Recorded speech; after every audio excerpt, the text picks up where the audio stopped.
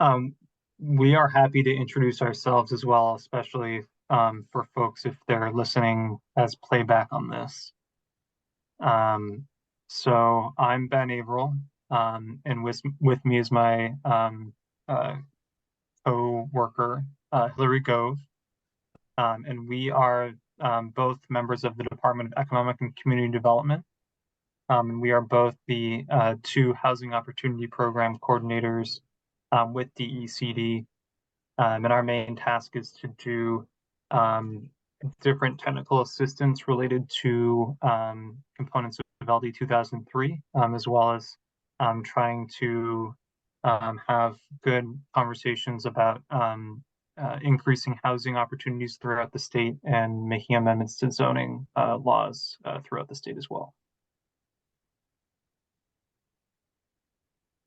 So, generally speaking, when we've done these presentations in the past, Ben and I have spent just a few short minutes sort of going over the main components of LD 2003 to sort of get everyone on the same page, and then we've allowed time for questions.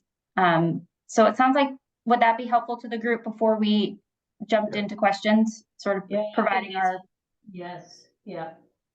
Hopefully somebody will want to listen to the recording afterwards.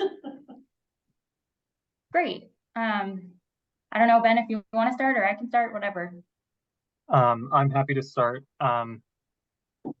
So just as a point of reference for us, we fully understand we're talking to you as a planning board, but we generally try to just get a basic understanding of what you do or don't know about LD 2003.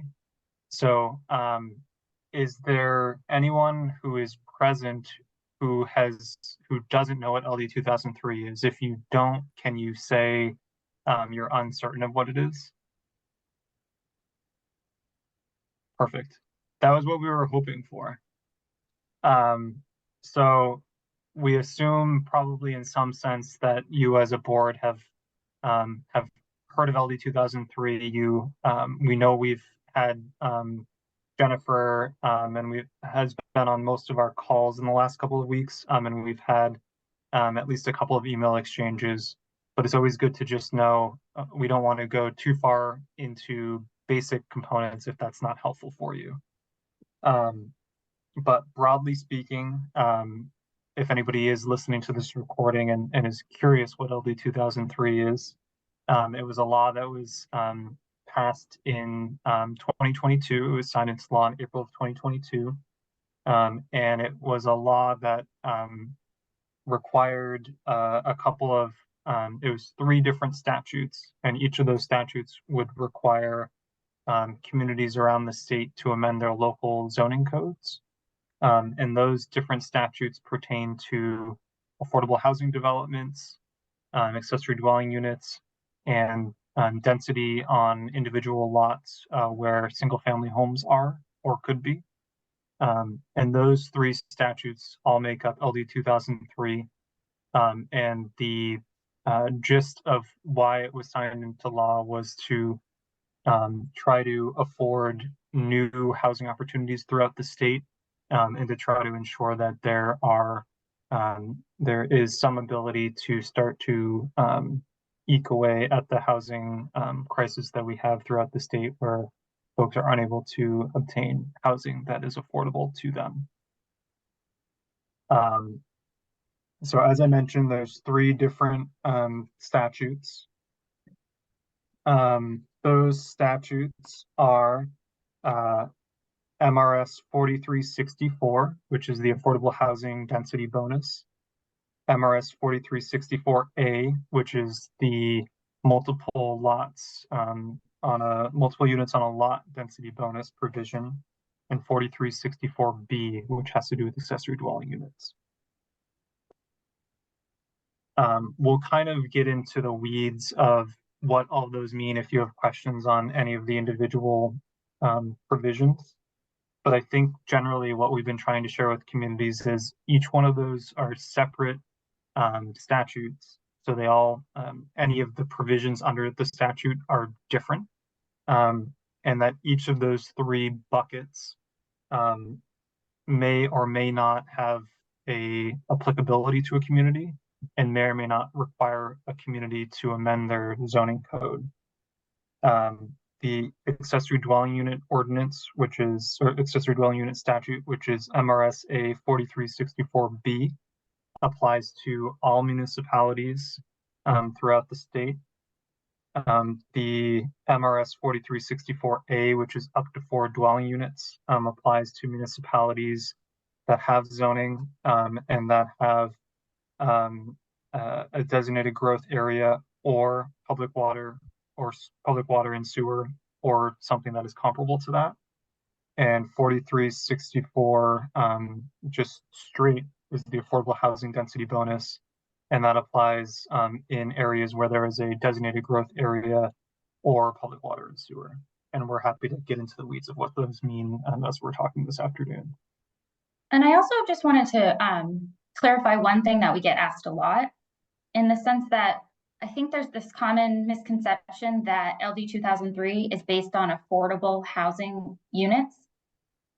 When we use the term affordable, we mean the definition that is provided by HUD, and it has a very strict definition that's provided in our rules as well as in Maine state statute as well as federal law. So the only portion of LD 2003 that uses the term affordable is the affordable housing density bonus section. Otherwise, if individuals were to include an ADU on their lot or an additional dwelling unit, those units wouldn't necessarily have to be affordable as defined by our rules and by Maine state statute.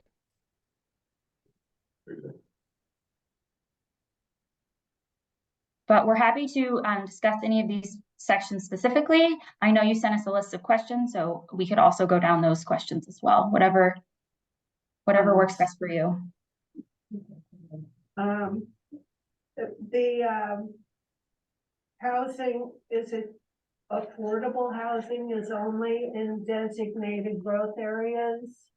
Or is it the housing density in general that is only in designated growth areas? A great question. So I think, correct me if I'm misinterpreting your question, but I believe you are asking, is the affordable housing density bonus, which is under 4364, is that required to be in the same area that the up to 4 dwelling unit provision in 4364A is? Are they both? Do they both have to be in a designated growth area? Yes, either one of those would be applicable under a designated growth area. So generally what we've been trying to share with communities is that you will probably want to think of the amendments you need to make on both a district-wide basis, a zoning district-wide basis, as well as on the parcel level. So any zoning district that is within the designated growth area you would need to allow up to 4 units on an individual parcel within that zoning district. And you may need to allow an affordable housing development if a development were to meet those requirements. However, the affordable housing development or the additional density is parcel specific and would be only occurring on an individual lot. And I know that seems confusing, but we're happy to kind of dive into that if that's helpful. Could I ask a question from another perspective? I think it's exactly the same intent. So if we take our general zoning, which is 1.5 acres, which is what most towns are, so where it's just 1.5 acres, but not in a designated growth area, and we have two areas that I believe are designated growth areas. If it's not in those 2 areas, nothing in here applies except for accessory dwelling. Is that correct? No, that would not be correct. So I think that the distinction for the Title 30A 4364A is, generally speaking, a lot can have between 2 and 4 units, but it depends on if the lot is in a designated growth area or not. So if the lot's in a designated growth area, it can accommodate potentially up to 4 units. However, if the lot is not in a designated growth area, might only be able to accommodate up to 2 units. So you really do have to do a lot specific analysis to determine how many units can actually be put on a lot. But what you're saying as the 1.5 acres, that can really determine how many units are put on a lot based on how much acreage there is on a lot. Okay, here's where, this is Rick Rogers. We spoke 2 or 3 weeks ago. Here's where I get confused, which is, let's talk about not in a designated growth area. And I have a lot that's 1.5 acres. Okay, that's all it is. So can I build more than one house on a 1.5 acre lot? And I think the answer is no. Is that right? That's what I was saying, but I don't believe so. Ken, if it's not in a designated growth area and I have a 1.5 acre lot, is there anything under this law that allows me to build more than one house? The answer is it depends. And I know that's the worst answer to give. I can see that there's that at least some of you have the guidance document that we've created open. Page 11 of the guidance document is I think one of 2 visual components, and then the following page as well are both good visual components for me to be able to see what this how it actually works on a lot. I know I'm a visual person. Yeah, that I can see at least 1 or 2 of you have that open. Yeah. So if a parcel is not located in a designated growth area, then what you need to do as a municipality, as a planning board, is to ensure that your zoning code would allow that parcel to have 2 or 3 dwelling units on the parcel, depending on how they configure it. And there's a bunch of different ways to configure it that are on this page, but we can talk about that in a second. Or to and to allow them to have the ability to have an ADU as well.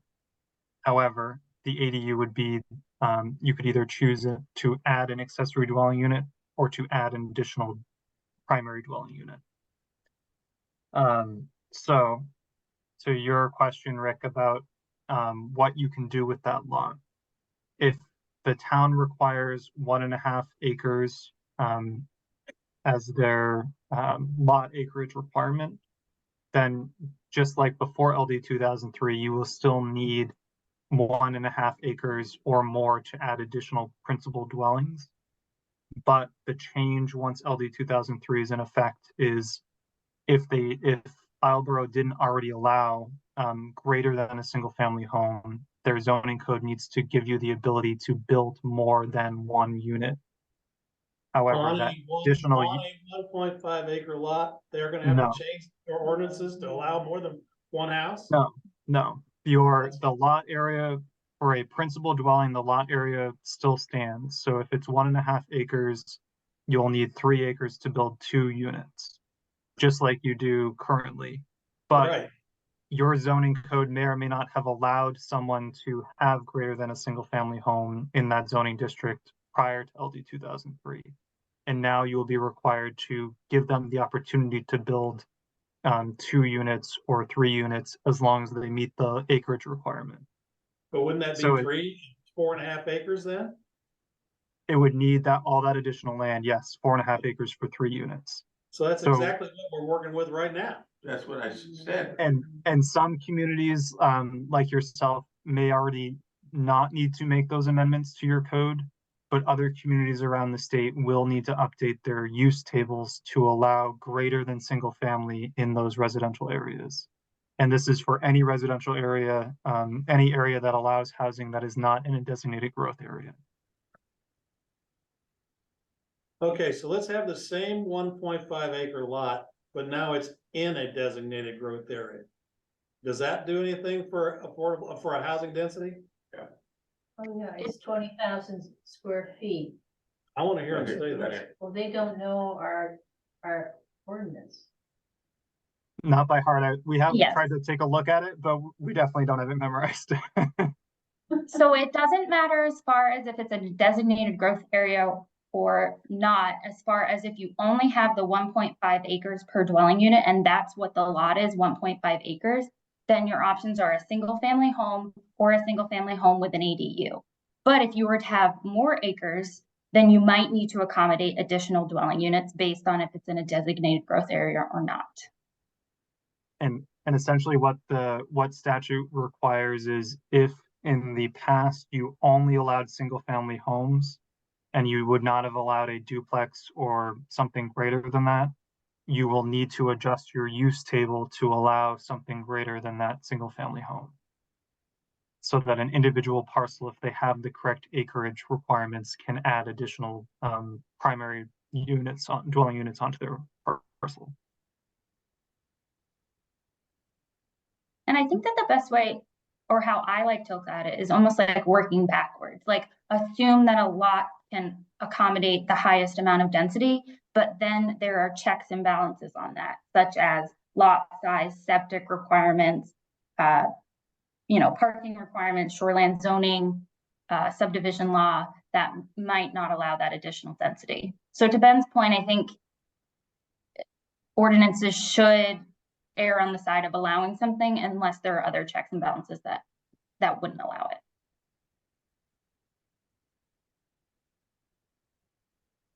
But we're also happy to take a look at your ordinance if that would be easier. We are certainly not experts of every ordinance across the state. So if there's a certain section that you're particularly confused on, we could take a look at it too. You've explained this to me twice now and I still don't get it. So I guess I'm just dense. I don't know. No, I feel dense too, because I'm not getting it, and I've been on the planning board in Massachusetts, I've been on this planning board, and it still is confusing.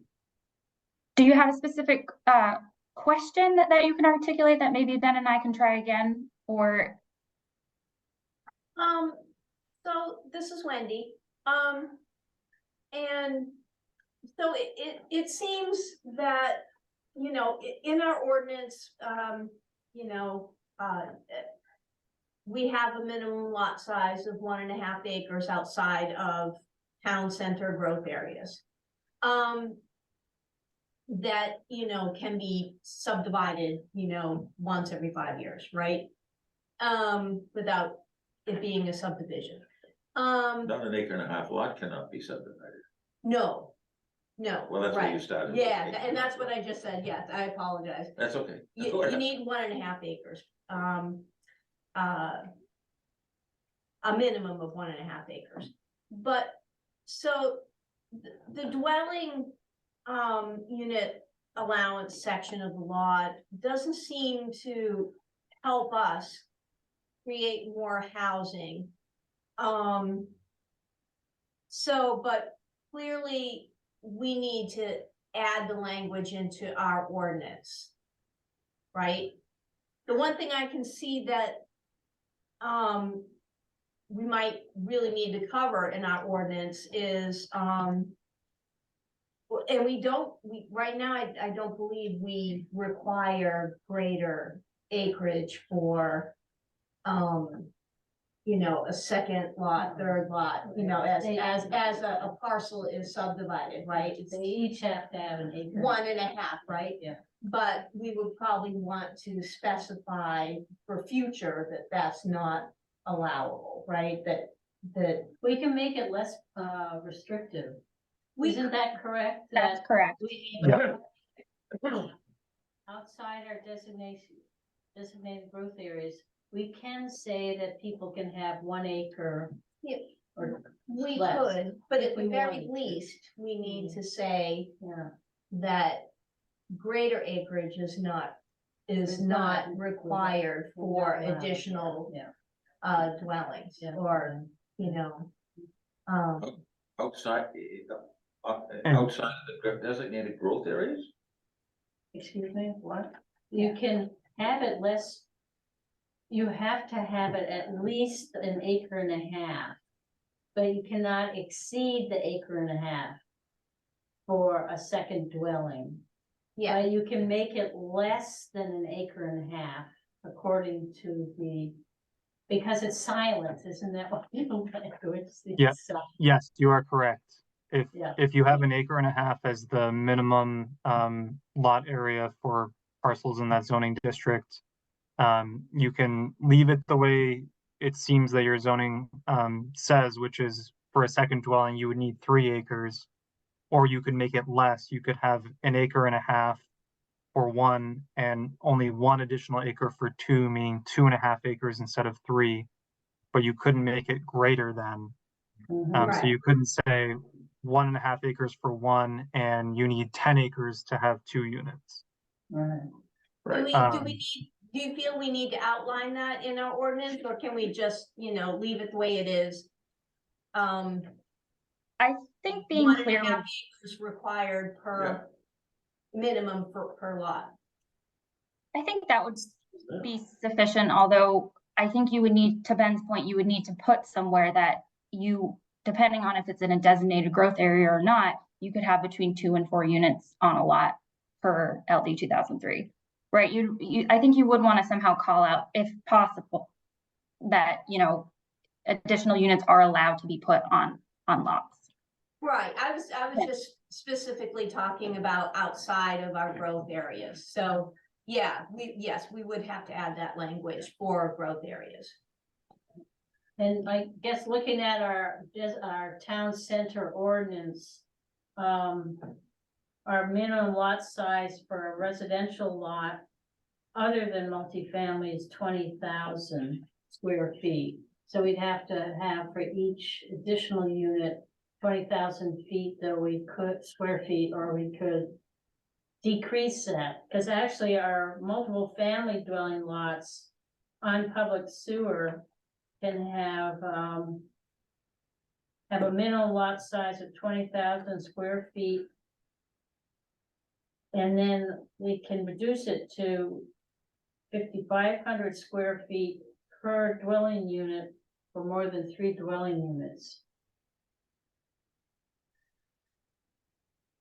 That's on a designated growth area. Correct. Yeah, okay, but can we stick with the 1.5 acre lot, please, because I'm still confused about that. You're saying that if we have an acre and a half lot somewhere in Islesboro, there's a possibility that we could have 2 dwelling units on that, No, not an accessory, but that you could have more than 1 dwelling on an acre and a half, is that correct? Only if, I'm asking, okay, please, yeah. So yes, you could have an ADU on that lot because density requirements don't apply. But if your minimum lot size per dwelling unit is 1.5 acres, that would be it. It would just be that 1 dwelling unit. Well, that's what I just asked. that's the right answer. You can put an ADU on it, but you can't put another house on it. That's right, so I'm, you know- it doesn't change our acre and a half zoning outside of the designated growth areas. That's Is right. that correct? This law. You don't need to touch the minimum lot size. You don't need to touch that. You can keep it at 1.5 and Right. allow 1 dwelling unit on it And that's and all. or an ADU. And Yeah, so no one can come before the board. See, we're gonna have to go before town meeting for this. We're gonna have to answer these questions. This is the thing that has me anxious, I'll tell you. So no one can come before us on an acre and a half lot that exists at this time and ask for more than 1 dwelling unless it's only adding an ADU on it. Is that correct? If you keep your ordinance written as it is, yes, you are certainly welcome to amend it and to be more permissive than state statute requires. But the LD 2003 statutes would not be requiring you to make those particular amendments to your code if you choose not to. Okay, and this so- is, oh, Go ahead. and I understand that you already have an ADU ordinance, so maybe you've already covered this, but I think this would be a good place to really differentiate between what an ADU is and what a dwelling unit is, so you don't create a headache for yourself later on. But it Yeah, sounds like I think we pretty much understand what an ADU Okay. is. but just Great. for the board now. I think what they're saying is you can change it to have a denser 1.5 acre lot if you want to by this ordinance. Correct. But what we haven't decided as a board, which is what we have to focus on, is do we wanna do that? No. That's our question. Do we wanna make existing 1.5 acre lots so that we can have more than one dwelling on them, aside from the ADU, Correct. right? So, but we haven't made that decision yet. Correct. Okay. This good. is not, we're not voting on this. No, tonight. no, I'm not asking to vote, but I think we've got to discuss whether we really should go in that direction or not. Then it's irrelevant to us if we decide not to go in that direction, And I right? think Is a that better clear, way, Rick? That's, yes, I think it's clear to me now. I understood that, Okay, but I think where it confuses people is that I think our general concept was that this was supposed to increase density of housing, and it won't unless we change our local ordinances. well, it will. Well, No, it won't, it, unless it's, we're talking about outside a growth area, you know, I understand. okay, You're right. Yeah, that's true. then it won't unless you change your ordinance. Right. And the ADUs, we have to change our ordinance relative to ADUs. That we do have to tweak it some, right? And yeah, I have a question for you before we get off of the multiple dwelling density provision. I've been trying to find your table of uses and I can't seem to find it on the E-code portion of the website. So I was hoping to be able to just tell you, you may or may not need to make an amendment on in this zoning district. But what it essentially would be, what you would need to verify as the planning board is that any of your zoning districts that allow a housing that allow a residential use need to allow at least a 2-family unit as an allowable use. It doesn't, you can permit those however you want to have a permitting process for them, whether it's allowed by review of code enforcement officer or allowed by review of planning board or site plan process or however you permit things. But your use table that you specify that I'm not able to find in the E-code portion of your website, you would need to make sure that any of your zoning districts that have a residential use allowed allow greater than single family. And that's the one change that you may need to do if your codes don't state that. If they already do, then Islesboro has been ahead of the curve more than some communities in the state. And that may be where some of the confusion is coming, is that this was created as a state, looking at the state and trying to ensure that communities around the state were trying to encourage greater than single family home density in specific areas of their municipalities. Okay, now you're confusing me again. Right. If I have a 1.5 acre lot, are you saying I can put a duplex on it, or I have to have 3 acres to put a duplex on it? In Islesboro, you will need 3 acres. There you go, so it hasn't changed a thing. All right, so it doesn't change anything. Okay. Okay, phew. Well, we have to look at the code and see, maybe under development. Yeah, I'm looking at it from a perspective of where I'm not on the planning board. I run the Affordable Housing Initiative that we talked about. And I'm looking at it for ways that I can increase density on properties that IAP owns. Yeah. These people have got to do the whole island. And I'm struggling to find anything in this LD 2003 that does me any good. And that may very well may be the case. LD 2003, as much as communities don't like it, does try to sort of one size fits all to a community. So there are individual choices communities can make to be more permissive, but generally speaking, it's sort of applying the same formula to multiple different communities. And some communities have already been doing some of this work for years. So I think one thing ours does indicate that multi-unit residential appears to be only saying apartment buildings. So I'm not sure. I think we're gonna have to clarify with the attorney whether or not we have to state that 2 dwelling units can be built on the same lot.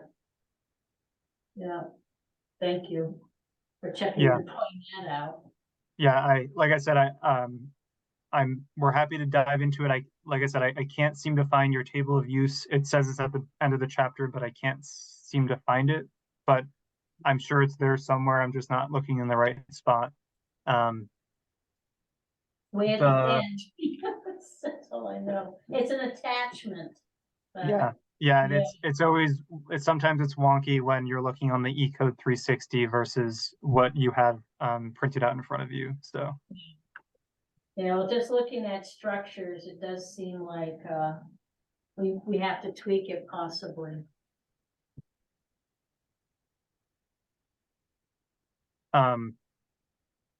switching gears a little bit, we did take a look at your accessory dwelling unit ordinance that's on the books. Um, that ordinance looks relatively decent. You will need to make a couple of small amendments, which are pretty similar to what many communities that had an accessory dwelling unit ordinance prior to LD 2003 have to make as amendments, which generally relate to parking. Under statute, an ADU cannot have additional parking requirements greater than the single family home. So your ordinance does specify that additional parking would be needed for the ADU, and you would need to amend that to meet state statute. Right. Additionally, there was a provision about the accessory dwelling unit related to lot area. And I think that's actually, to Rick's point, that's the provision that I think may be most noticeable for a homeowner in Islesboro is to comply with LD 2003, you would have to remove any of the components of an ADU needing to have that additional land area. So a parcel owner who has a single family home and has 1.5 acres today, you probably would tell them they cannot build an ADU under your ordinance. Under LD 2003, you would need to allow them to build an ADU, and it's not the underlying lot area requirement is not applicable. We can already, can't we? But I think doesn't it require more acreage? No, it just says, you have a copy of the one that he's drafted for us. Our attorney has actually drafted a modification. I got to print that. Perfect. Put one in your box. Oh, that's right. Got it.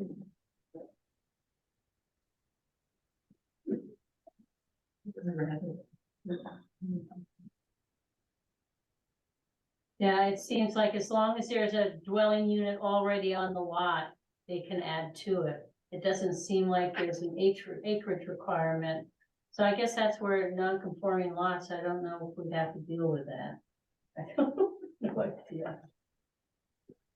Well, There are a number of lots down in the Dark Harbor area that are not 1.5 acres that were grandfathered in. So I guess that's the question is that, you know, if you don't have a minimum acreage requirement in your ordinances, can they throw an ADU on one of those non-standard lots? You know, I think the planning board is gonna have to deal with that. That is a question that we've received from municipalities, and Ben and I have been really saying that there is municipal discretion to determine what to do with non-conforming lots. I don't want to confuse you further, but there is legislation that might amend that, our advice on that point, but as of right now, municipalities do have the discretion to determine something like that. Are you finding that most municipalities you've worked with have a maximum square footage for ADUs? I would say that's the trend we've seen so far. And how big is that number, would you say? I think some communities have determined a square footage amount, and others have been using a percentage of the principal unit as the maximum, like 30% of the principal structure. We are happy to probably email out is probably the easiest way, but happy to get you there's a list that was tabulated by GrowSmart Maine of communities that had created ADU ordinances as of last year. It is not relevant to LD 2003. It was tabulated before LD 2003. But it does have a very good representation of what at least 20 or so communities around the state have for those size requirements. And if you haven't taken a look at it, then that may be helpful if you think you want to amend the size requirement that you have in your ordinance today.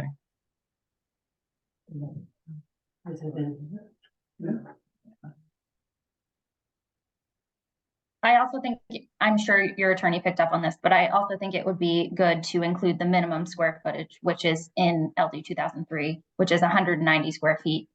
It's already there. Yeah. One question we've been asked a lot about ADUs that I think is something that you may or may not have already had conversations on is the owner occupancy requirement. You can retain the owner occupancy component that you have in your ADU ordinance if you so choose.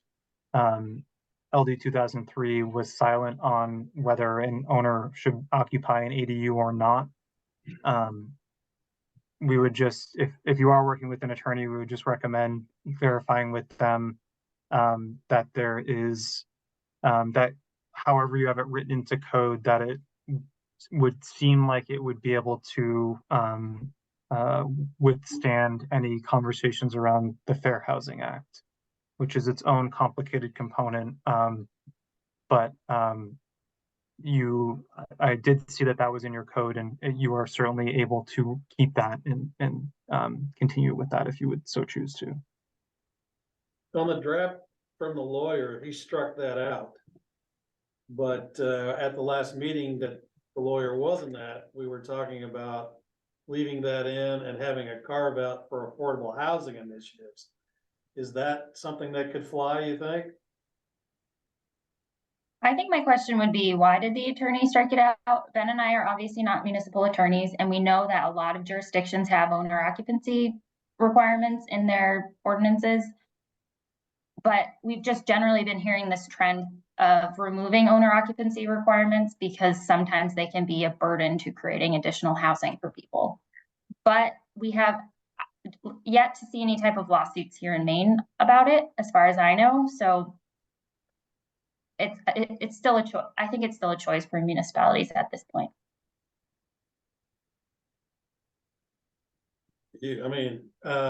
I've advocated with everybody I can advocate to about, this would be one avenue where the town of Islesboro, if they wanted to leave that in the ordinance, they could make a specific carve out for designated 501c3 affordable housing initiatives. And then they would still have that restriction in there, except for people who are trying to develop affordable housing. Which would be one opportunity for an organization that I represent to build more houses on a smaller footprint. So I'm just here advocating for my particular point of interest here. And excuse me if you already have this, but another way that we've been talking to municipalities about thinking about ADUs is by restricting them through short-term rental ordinances, because that could be sort of another way to think about owner occupancy. But I'm not sure if you already have thought about that or. Well, actually, I think in this draft modification to our ordinance, it said, was it 60 days, minimum of 60-day rentals. Yeah. Did the attorney added that? Yes, yeah. It's on the back of that page. But just to point out, there are no requirements for LD 2003 to have that in there, but that is certainly something you can do. And that 60 days is something that you might want to discuss as a group and your attorney to decide what works best for you.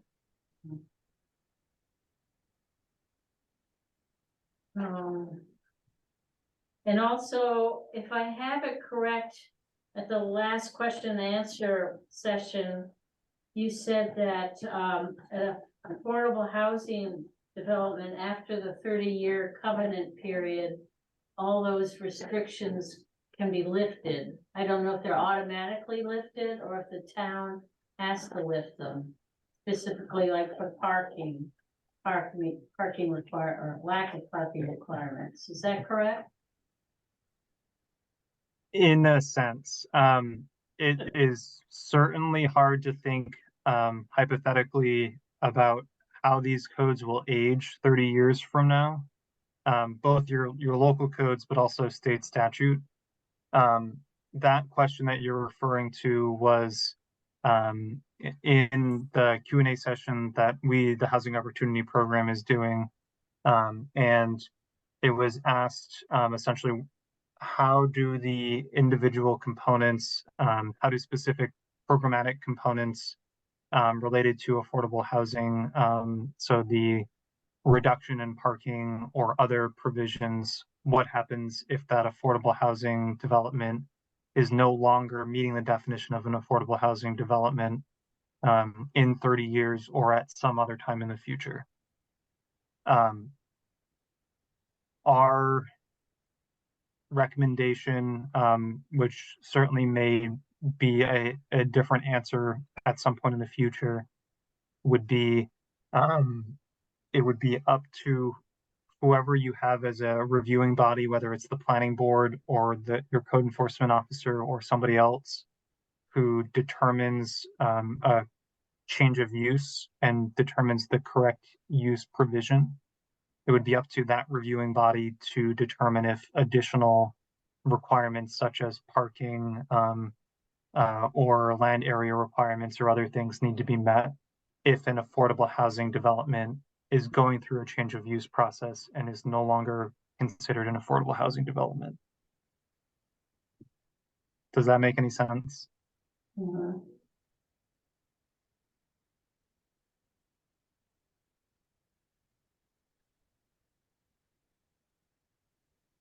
I'm just trying, anybody have any other question? Did they do their homework? I was hoping we get some other folks in. Oh, Warren already left. Okay. Do you mind if we ask, so you're obviously sort of in the middle of moving forward with trying to understand how these processes could work.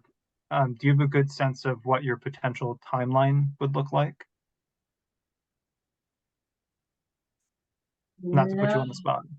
No, I mean, we have a draft of the ADU where we're gonna have to tackle that. And then the others, I think, is going to be, I don't know. Is the state's timeline still the same, July 1st?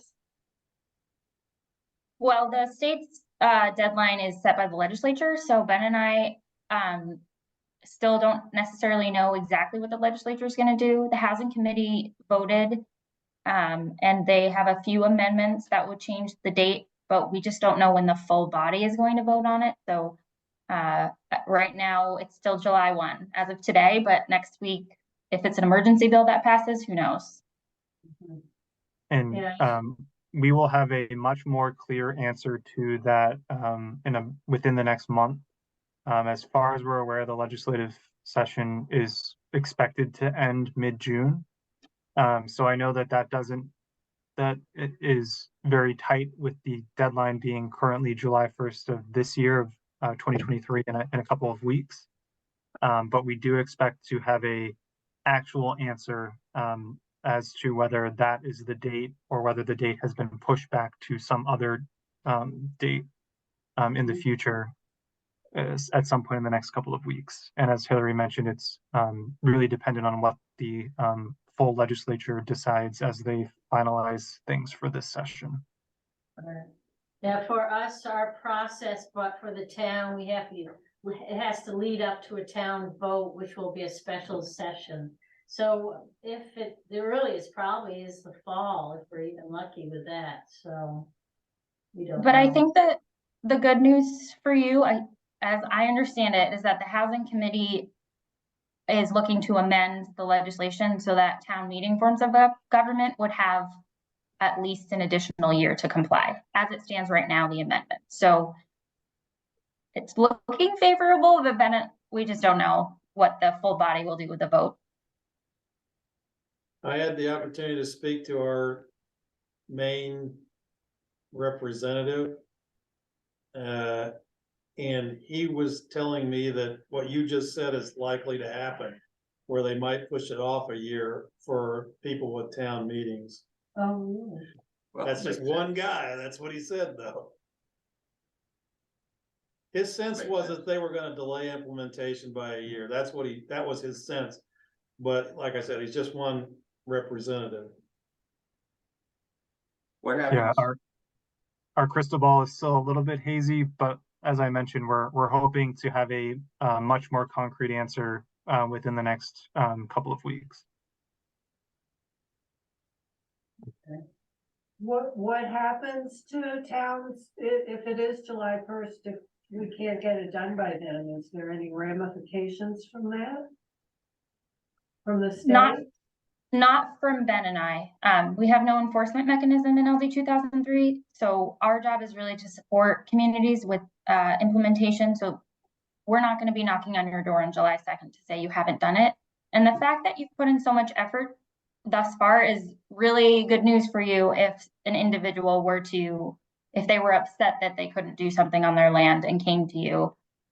You know, it shows that you've been acting in good faith to comply as best as you can. Now, is it possible because of this whole, if they can't delay it, we can't put a moratorium on these? It has to happen July 1st if we don't get an extension. We would recommend speaking with your municipal attorney about understanding whether a moratorium could be placed or not, because there's very specific provisions that a moratorium is allowed to be placed. But yes, if the legislature does not amend the date, that date would fall to July 1st of 2023 in a couple of weeks. And generally speaking, that whenever the implementation date is, whether it's July 1st, 2023 or a different date, once that date hits, it should give individual parcel owners the ability to request to add to request to utilize their parcel in the manner in which LD 2003 allows them to. But again, you are certainly putting in your hard work to think about what amendments you need to make.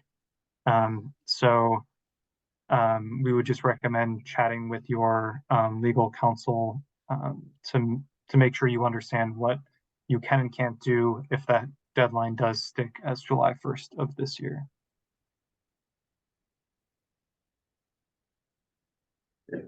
Makes sense. Oh, boy. All right. Well, any other questions? Well, I guess, thank you very much for Taking your time. Yeah, taking our time. Appreciate it. Certainly. So I just have a logistical question. So would you like me, who should I send the recording to? Carrie, Carrie, Reed, sure. Can you put your email in the chat?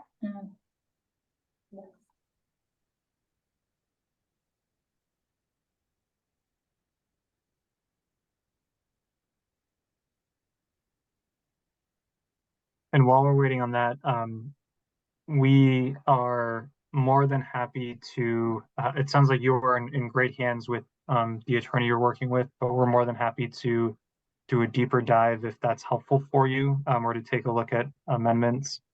As we mentioned all along, we're here for technical assistance, but we do have that as a caveat that we are not municipal attorneys. So if you do have an opinion from an attorney that you're working with, we certainly would encourage you to work with them as well as you're moving through this process. All right. Well, we have suddenly got somebody from the community on. So I don't know, Christine, do you have any questions for the? I joined too late. Questions, I'm Just sorry. wrapping up, so Yeah. any questions would Started be at great. 3:30. Yeah.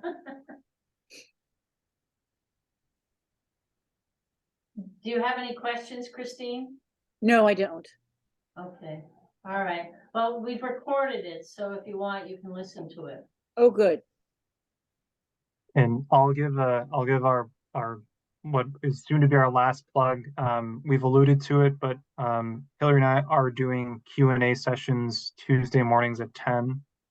We have 2 more left, one tomorrow on the 23rd of May and one next Tuesday on May 31st. It is a open session, so if any board members, if any members of the public are listening to this and you have any questions on LD 2003, you're welcome to engage with us in that session. You also can email us, and we're happy to answer questions at any point as well. And I just put our joint email box in the chat, which will be available to the public as well. So that's the best way to reach us. All right. Okay. All right, well, thank you so Thank you much. very much. Thank you. We appreciate your efforts in this. Hard work, yeah. Yeah. Certainly, and same, best of luck, and hopefully as you move through these, it's as easy as possible, but certainly if you have any questions, let us know. Thank you. Yeah, thank you. It was great to chat with everybody. Cheers. Oh.